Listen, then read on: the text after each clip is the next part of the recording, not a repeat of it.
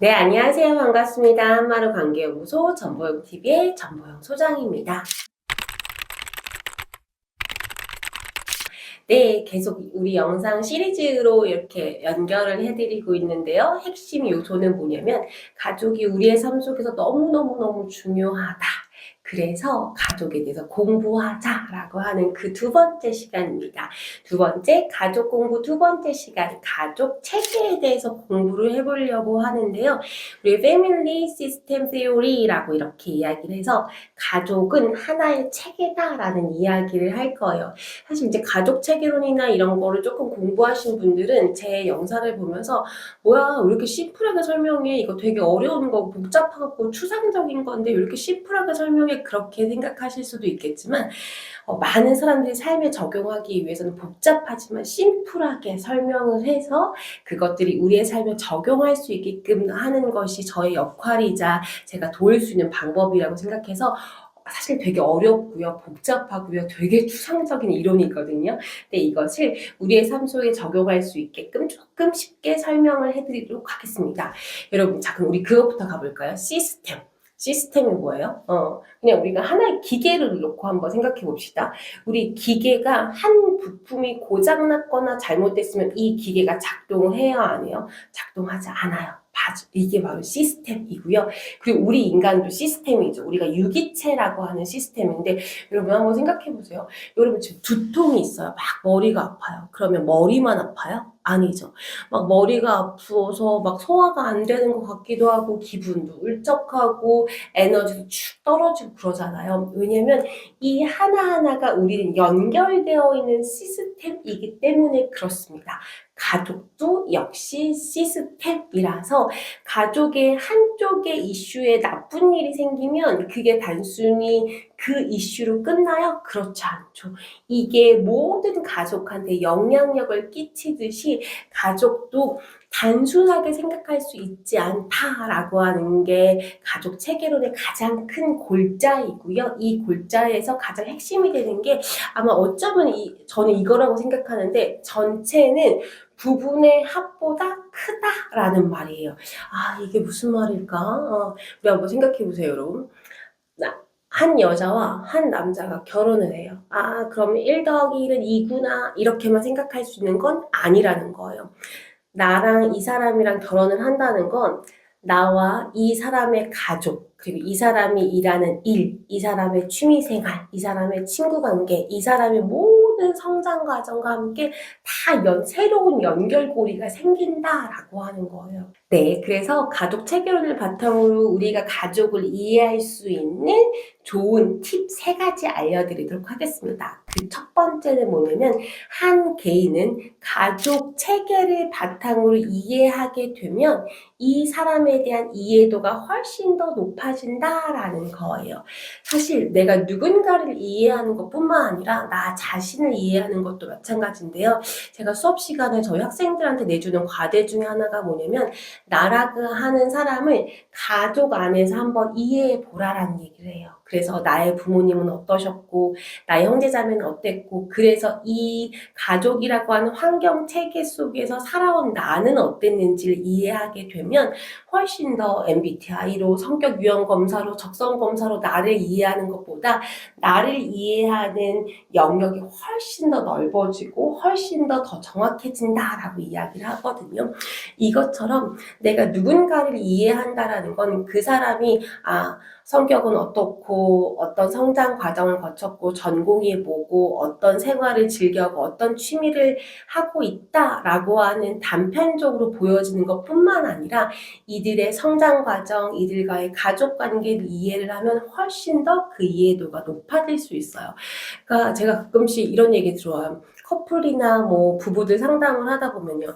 선생님, 저는요, 뭐 회사에서 있었던 일, 친구들이랑 있었던 걸 시시콜콜 다 제 남자친구한테 얘기하거든요. 근데 이 사람은 하나도 얘기하지 않아요. 그래서 연애하는 게 너무 재미없어요. 왜 이 사람이 이렇게 얘기하지 않아요? 라고 이렇게 얘기를 해요. 사실 성격 탓일 수도 있어요. 뭐 에너지 쓰는 방향이 외향형, 내향형인 성격 탓일 수도 있는데요. 아마 어쩌면 여자분은 어렸을 때부터 나의 삶 속에서 일어나는 일들을 가족들한테 얘기하는 것을 굉장히 즐겨했었고 그런 문화와 그런 분위기 속에서 살았던 거예요. 근데 어쩌면 남자분은 집에 딱 오면 다 조용하게 각자 공부하고 각자 일하고 각자 생활하는 집에서 자기의 사적인 대화를 거의 하지 않았던 집에서 살았을 가능성이 높거든요. 그렇다 보면 즉 두 사람이 처했던 가족의 문화, 가족의 체계가 달랐기 때문에 이 우리들의 행동 표현이 다른 거죠. 그래서 여러분 누군가를 정말 이해하고 싶어요. 누군가에 대해서 잘 이해하고 잘 수용하고 알고 싶어요. 그렇다면 이 사람이 살아온 가족들에 대해서 한번 이야기 나눠보세요. 이 사람들이 살아왔던 가족들과의 관계, 가족의 문화, 가족의 분위기에 대해서 이야기를 하다 보면 훨씬 더 그 사람을 더 잘 이해할 수 있게 됩니다. 그래서 이 사람은 제가 그래서 그 얘기 되게 많이 하거든요. 여러분 우리가 똑같은 유전인자를 가졌다고 생각해 봅시다. 지금과 똑같은 유전인자를 가졌는데 가족만 다른 가족에서 살았다고 생각해 봐요. 그러면 그 모습과 지금의 나의 모습은 동일할까요? 아니요. 저는 절대로 동일하지 않을 것 같거든요. 즉 우리의 가족이라고 하는 건 나를 만드는 가장 강력한 근접 환경이기 때문에 나한테 영향을 많이 미치게 돼요. 그래서 내가 누군가를 이해하고 싶었을 때는 그 가족이 어떻게 살아왔는지 어떤 문화를 갖고 있었는지 이해하게 되면 훨씬 더 잘 이해할 수 있다라는 거예요. 그래서 꼭 가족, 누군가를 이해하는데 그 도구로 그들의 가족의 문화를 조금 살펴보시고 체계를 살펴보셨으면 좋겠습니다. 자, 두 번째. 이건 조금 어려울 수도 있는데 여러분들 잘 들으시면 이해가 되실 거라고 생각해요. 가족 내 발생하는 문제나 어떤 이슈들은 인과관계가 절대로 아닙니다. 사실 요새 현대사의 사람들은 명확한 거 되게 좋아하잖아요. A 원인, B 결과 이걸 되게 좋아하잖아요. 그런데 모든 인간관계가 다 그렇듯 가족관계도 이렇게 A는 B, 직선적인 관계로서 해석하고 이해할 수는 정말로 없다라는 거예요. 가족은 이렇게 순환 구조이거든요. 이 체계와 이 흐름은 이렇게 순환해요. 특별히 가족이라는 건 끊임없이 상호작용을 하고 끊임없이 만나고 끊임없이 연결되고 있기 때문에 이렇게 상호작용하면서 그 관계가 만들어지는 거예요. 제가 이제 사춘기, 청소년기 부모 교육 하러 가면 부모님들이 이런 질문들 진짜 많이 하시거든요. 선생님, 우리 집 애는요, 집에 오면 말 한마디도 안 해요. 그래서 답답해 죽겠어요. 라고 이야기를 해요. 이 친구가 왜 집에 오면 이야기를 하지 않을까요?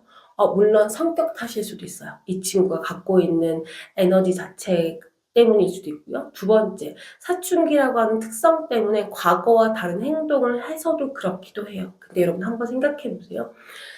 사춘기 자녀애가 말을 잘 안 해. 그런데 어쩌다가 말을 했어. 어쩌다가 말을 했으니까 대부분의 부모들이나 양육자들은 무슨 생각을 하냐면 드디어 얘가 말을 했다. 이때가 기회다 싶어서 이 말을 안 했던 이 친구와 얼굴을 마주치면서 이야기하는 걸 아주 좋은 기회라고 생각하면서 그때서부터 잔소리를 하는 거죠. 너는 왜 이렇게 말을 하지 않느니, 공부는 제대로 하고 다니는 거니, 학원은 잘 갔다 오니. 즉 모든 대화가 이 친구한테 가르치고 알려주고 비난하고 체크하는 대화로 막 바뀌어가요. 그러면 이 친구가 또 다시 집에 와서 말을 꺼내고 싶을까요? 아니겠죠.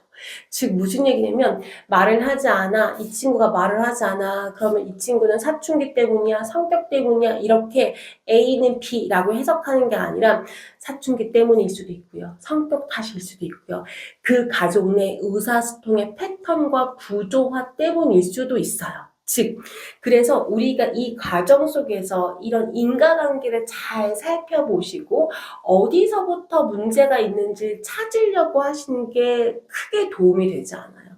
왜 그런지 아세요? 왜냐면 원인이 너무 많거든요. 자, 그렇다면 어떻게 하냐면 이렇게 제가 많이 얘기하는데 이렇게 가족의 순환 구조가 거꾸로 역방향으로 악순환이 되고 있어요. 그럼 이 방향성을 어떻게 해요? 선순환으로 바꿔야 되는 거예요. 그러면 시작을 누가 하던 어떤 문제로 시작하는지는 크게 중요하지 않습니다. 아, 이 문제가 발생했네. 그러면 A라는 원인, B라는 원인, C라는 원인도 다 있을 테니 여러 가지 다방면에서 문제 원인을 찾아보고 그렇게 되면 여러 가지 방법이 나올 수 있거든요. 그래서 가족 내 구조를 선순환해서 생각해 보셨으면 좋겠어요. 그래서 확정 짓지 않았으면 좋겠어요. 아, 우리 아빠가 술을 많이 드셔. 아빠의 술이 우리 집에 가장 큰 문제야. 그래서 문제 원인 제공자는 술 마신 아빠 이렇게 확정을 하고 아빠를 공격하는 게 아니라 아빠가 어떤 이유로 술을 그렇게 마시는 걸까? 우리가 아빠가 술 마시지 않으면 스트레스가 해소가 되지 않은 우리 가족의 문화 때문이지 않을까? 아빠가 술만 마시면 우리가 공격적으로 표현하는 우리 가족 때문은 아닐까? 아빠가 술을 대체하고 여가 생활을 보내고 스트레스를 해결할 수 있는 걸 우리 가족 안에서 찾아보면 어떨까? 이렇게 생각하셨으면 좋겠어요. 그래서 가족은 체계로 움직이기 때문에 하나의 문제나 어려움이 있었을 때 이것만 도려내는 게 중요한 게 아니라 이 과정의 흐름을 이렇게 연결해서 어떻게 하면 선순환을 시킬지에 대해서 생각해 보시는 게 중요하다라고 하는 겁니다. 그래서 여러분, 가족의 문제를 일으키는 사람 한 사람만 공격하지 마세요. 사실은 그게 다 전부는 아닐 수 있거든요. 그래서 우리 가족에 일어난 많은 사건들과 원인, 그 좋은 거든 나쁜 거든 이런 특성들을 가족 전체적인 맥락에서 이해하고 서로 도와주고 그럴 수 있었으면 좋겠습니다. 가족 체계론을 통해서 우리 가족을 이해하는 데 도움이 될 것 세 번째 가도록 하지요.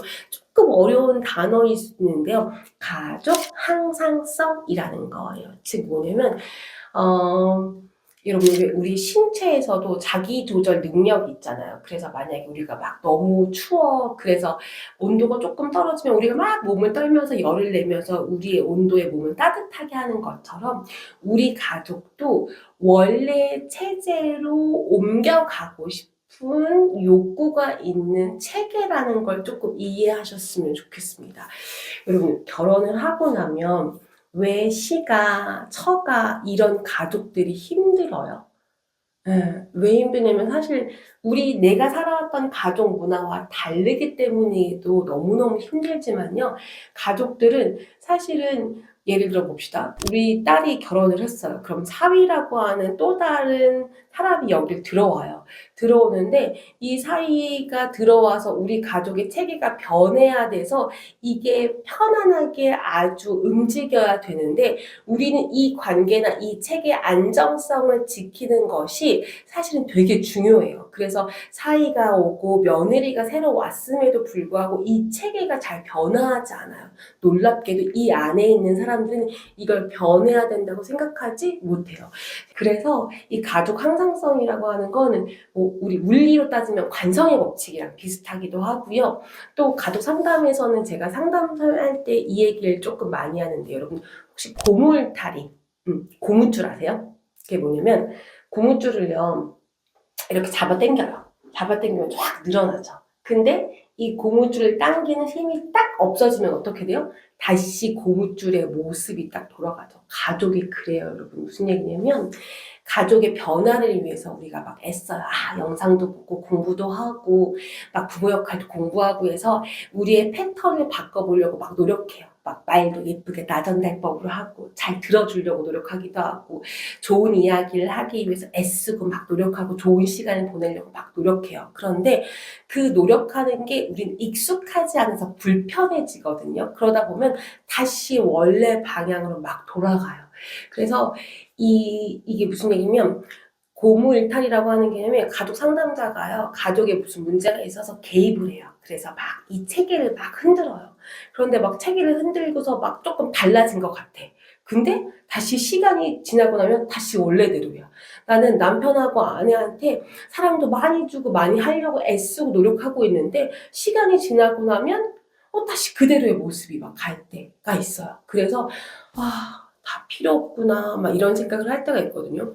제 수업을 들었던 어떤 학생의 일화였는데요. 제가 막 의사소통 이거 나쁜 거야. 우리 영상 찾아보시면 알겠는데 비난, 경멸, 방어 막 이런 걸 막 설명을 하고 있어요. 그랬더니 이 친구가 되게 감명 깊게 막 들었나 봐요. 그러면서 저한테 교수님 그때 제가 수업에 어떤 영상을 보여주면서 하거든요. 이 영상 좀 자기 보내달라는 거예요. 그래서 왜 그러냐 그랬더니 자기 부모님한테 설명을 해주겠대요. 그래서 우리 예쁘게 말해보자 라고 하겠대요. 좋은 취지니까 제가 그 영상을 그 학생한테 보내줬어요. 그런데 한 달 뒤에 저한테 메일이 다시 왔어요. 교수님, 분명히 그 영상을 보고 1주일에서 2주일 동안은 저희 가족이 되게 조심하고 그랬거든요. 근데 다 필요 없습니다. 한 달 뒤에 도로아미 탑을 그대로 됐어요. 똑같이 우린 비난을 하고 있고 똑같이 방어를 쓰고 있어요. 도대체 뭐가 문제일까요? 이렇게 얘기를 하는 거예요, 여러분. 근데요, 뭐가 문제가 아니라 가족이 그래요. 가족 항상성이라는 게 있어서 외부에 어떤 좋은 변화나 어려움이 있을 때도, 그러니까 좋은 변화가 있더라고 하더라도 원래 패턴을 유지하고 싶은 그 체계가 바로 가족이에요. 제가 이거 왜 설명하냐면 여러분, 그래서 여러분 지치지 않으셨으면 좋겠습니다. 내가 가족을 위해서 애쓰고 좋은 부모가 되기 위해서 애쓰면서 뭔가 조금 변화가 됐다라고 싶어도 그대로인 것 같고, 애쓰는 에너지만큼 뭔가 성과가 없어서 가족들끼리 애쓰고 노력하다가 포기하는 가족이 되게 많거든요. 근데 가족의 체계 때문에 그래요. 근데 여기서 한 가지 놓치지 말아야 되는 건 이게 점진적인 변화를 일으키면 또 그 살살살살 변화가 된 게 내 거라고 생각해요. 그래서 또 가족은 성장 원동력이 있기 때문에 안 변화하고 좋아지지 않는 것처럼 느껴지더라도 언젠간 좋아집니다. 그래서 저는 가족을 위해서 시간을 투자하고 에너지를 투자하셨으면 좋겠습니다. 내가 딱 노력한 만큼 바로 성과가 나오지는 않을 수 있어요. 그렇지만 내가 노력하는 게 점진적인 변화가 돼서 그게 내게 된다면, 그게 우리 가족의 좋은 모습으로 자리 잡는다면 훨씬 더 좋아질 수 있거든요, 여러분. 그래서 이런 개념에 대해서 잘 알아서 포기하지 않으셨으면 좋겠습니다. 우리가 가족에 대해서 공부를 해야 되는 이유는요, 나와 우리 가족을 조금 더 잘 이해를 하고 그것을 통해서 조금 더 행복하고 좋은 가족이 되기 위함이거든요. 그래서 우리 가족 체계론에서 얘기했었던 것 첫 번째, 한 개인을 이해하기 위해선 나를 비롯한 한 개인을 이해하기 위해선 가족 전체적인 맥락에서 좀 살펴봤으면 좋겠다라고 하는 거고요.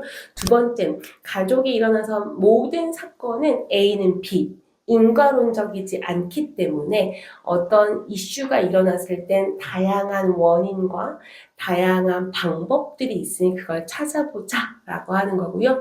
세 번째, 가족은 가장 보수적인 집단이에요. 즉 무슨 얘기냐면 변화를 그리 좋아하는 집단이 아니라는 거예요. 그래서 가족을 위해서 애쓰고 힘쓰는 에너지가 많이 들 수 있어요.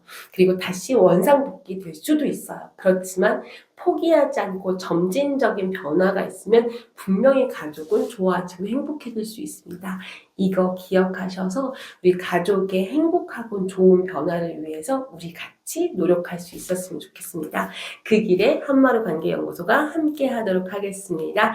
오늘도 제가 같이 응원하도록 하겠습니다. 영상이 좋으셨다면 구독, 좋아요, 알림 설정 잊지 않으셨으면 좋겠습니다. 우리 같이 한번 인사하고 마무리 질까요? 관계 중심!